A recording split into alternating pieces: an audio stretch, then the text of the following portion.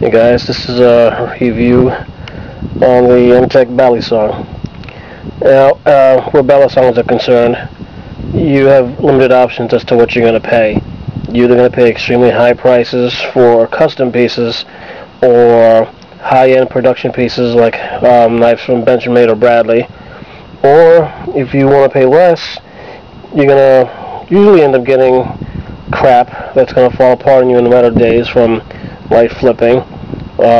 Flea market type bali-songs, which are not well made and actually kind of dangerous to use because of the poor quality. There's not a lot of middle ground for bali-songs until recently.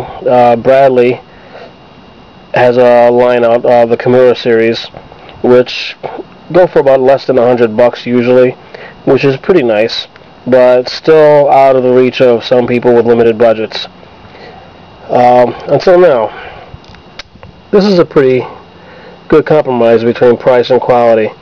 Now, the twist is originally a Ralph design, and I'm unsure if Ralph approached M-Tech to make one, or if they took one of his designs and have to pay him royalties for it.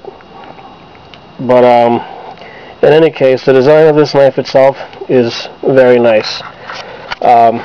It's heavier than some other balisongs that you may be used to. For example, the Benchmade 42, the one that everybody knows, has titanium handles and a steel blade.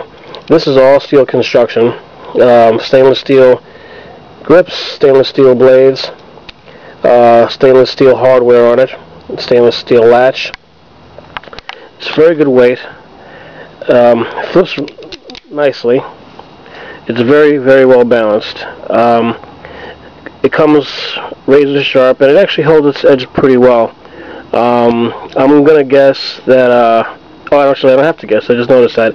This is 440C stainless steel. 440C is the best of the 440 series. It does hold an edge well. It does take an edge well, and it's pretty resistant to corrosion, which is good for EDC. I bought two of these. I like them so much. Like I said, it's a little heavier than the Benchmades that I'm used to.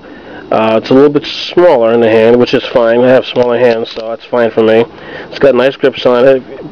You can see in there, it's got some filework done inside, which does help for grips. It does help for certain things.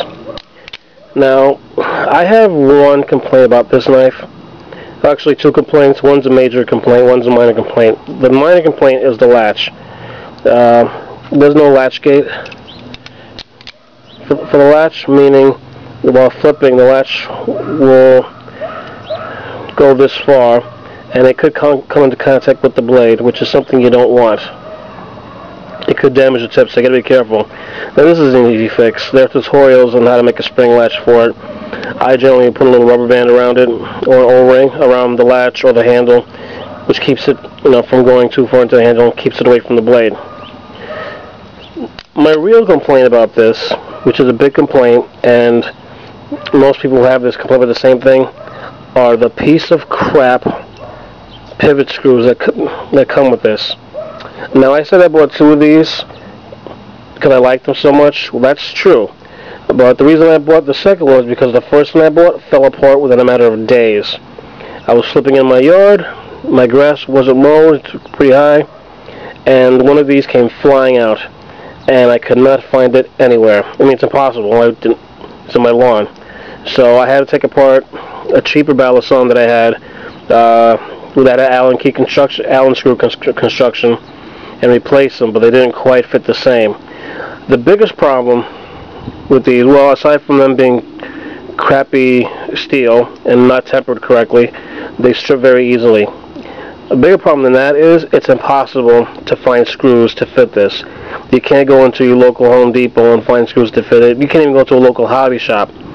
Now, I've read that these are 2.5 by 5mm size Torx screws. Nobody carries them. KnifeKits.com doesn't carry them. They're out of stock. They're in stock for about a year now. Nobody has them at all. So if you lose your screws, you're shit out of luck. Now, best advice is as soon as you get this, before you flip it, before you do anything with it, take them apart. clean them out, and when you put them back together again, Loctite them. And when I mean Loctite, I don't mean blue Loctite, because blue Loctite you can still take apart. Use Loctite, the red one, crazy with anything. I use JB Weld, because once JB Weld cures and dries, you're not going to get it out.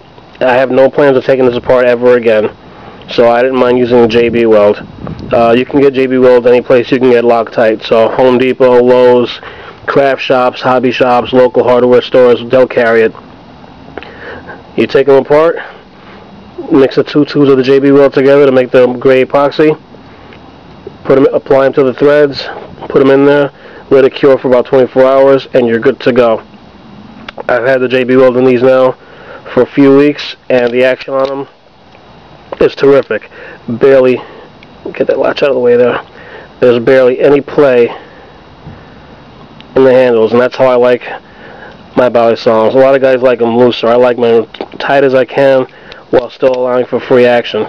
So, like I said, this flips pretty well.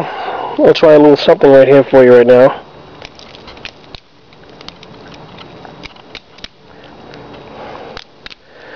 Anyway, it's the M-Tech Twist.